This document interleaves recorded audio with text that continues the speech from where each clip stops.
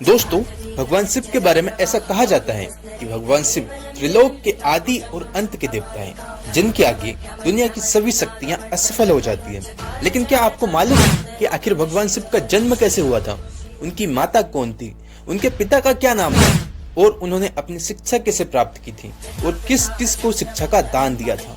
अगर नहीं तो चलिए इस वीडियो में हम आपको इन्हीं सवालों के जवाब देने वाले हैं, इसलिए प्लीज वीडियो को बिना स्किप करे आखिर तक जरूर देखिएगा।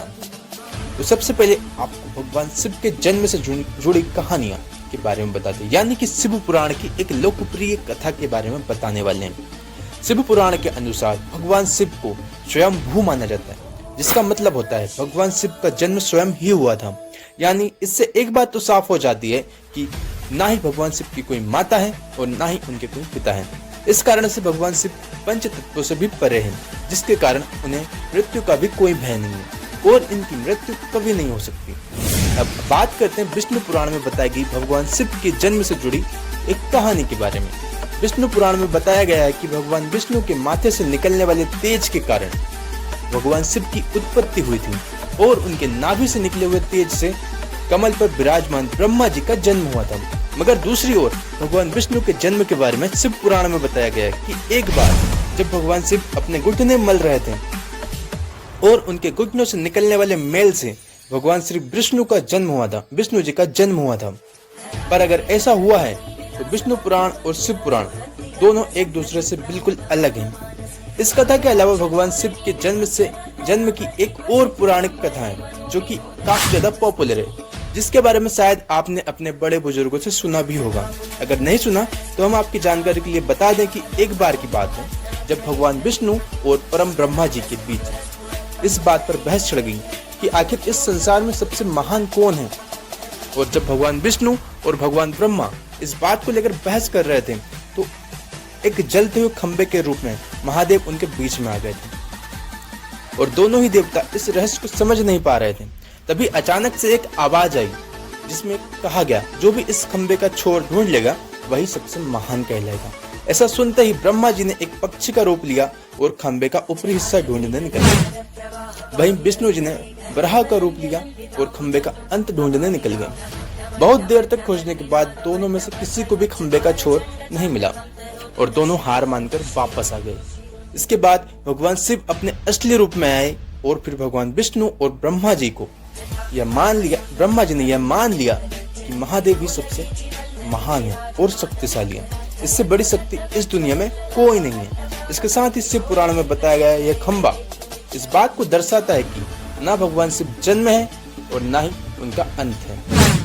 और एक कारण तो यह भी है कि भगवान शिव को स्वयंभू कहा जाता है, यानी भगवान शिव का अंत ही नहीं है, यह अमर है।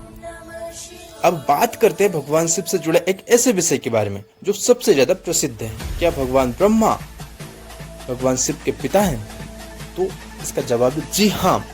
उनकी यह कहानी लोगों के बीच काफी ज्यादा प्रसिद्ध है। तो आपको बता दें कि आखिर किस प्रकार भगवान शिव ने ब्रह्मपुत्र के रूप में जन्म लिया था।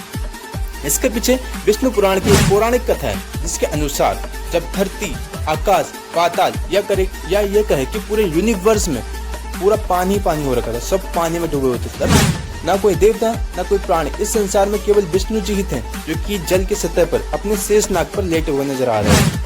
जिसके बाद उनकी नाभि से कमल की डंडी पर ब्रह्मा जी प्रकट हुए और जब भगवान ब्रह्मा और भगवान विष्णु इस यूनिवर्स से संबंधित बातें कर रहे थे तब भगवान शिव प्रकट हुए।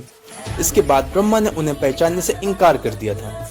इस कारण से भगवान शिव रूठ गए और उनके रूठ जाने के कारण भगवान विष्णु ने उन्हें दिव्य दृष्टि प्रदान करते हुए ब्रह्मा जी को भगवान शिव की याद दिलाई। दिव्य दृष्टि प्रदान कर ब्रह्मा जी को शिव की याद दिलाई। इसके बाद भगवान ब्रह्मा को अपनी गलती का एहसास हुआ और शिव से क्षमा मांगते हुए उन्होंने उनसे पुत्र रूप में पैदा होने का आशीर्वाद मांगा। जिस कारण से भगवान शिव ने भगवान ब्रह्मा की प्रार्थना स्वीकार करते हुए उन्हें आशीर्वाद दे दिया। लेकिन इसके बाद जब भगवान ब्रह्मा ने इस सृष्टि की रचना शुरू की तो उन्हें एक बच्चे की जरूरत पड़ रही थी। तब उन्होंने भगवान शिव का आशीर्वाद ध्यान आया।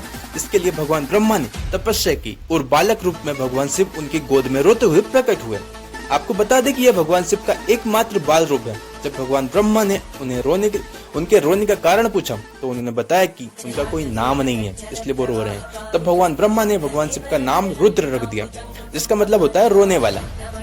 पर इसके बावजूद भी भगवान शिव चुप नहीं हुए, इसलिए ब्रह्मा ने उनका दूसरा नाम दिया। पर शिव को वह नाम भी पसंद नहीं आया और फिर वो चुप नहीं हो रहे थे।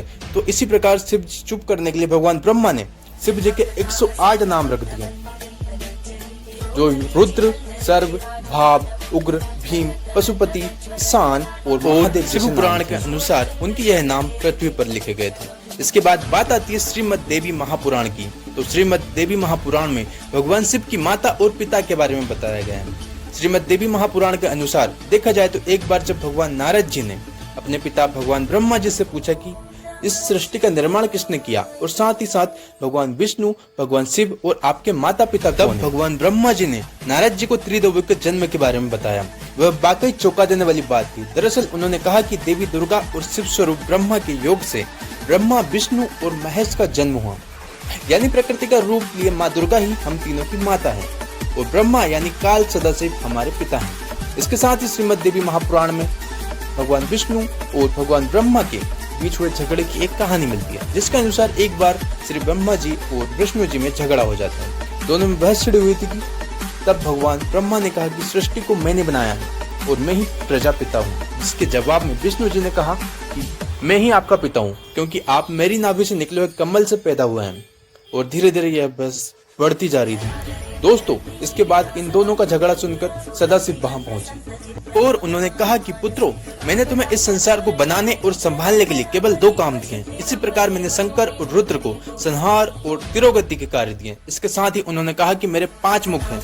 एक मुख से अकार, दूसरे मुख से उकार, तीसरे मुख से पुकार, चौथे मुख से बिंदु और 5वें मुख से नाथ यानी कि शब्द प्रकट हुए। उन्हीं 5 में से एक साथ मिलकर देखा जाए, उन्हीं 5 को एक साथ अगर मिला करके देखा जाए तो एक अक्षर बनता है, जिसे आज हम सभी भगवान शिव के मूल मंत्र ओम के नाम से जानते हैं।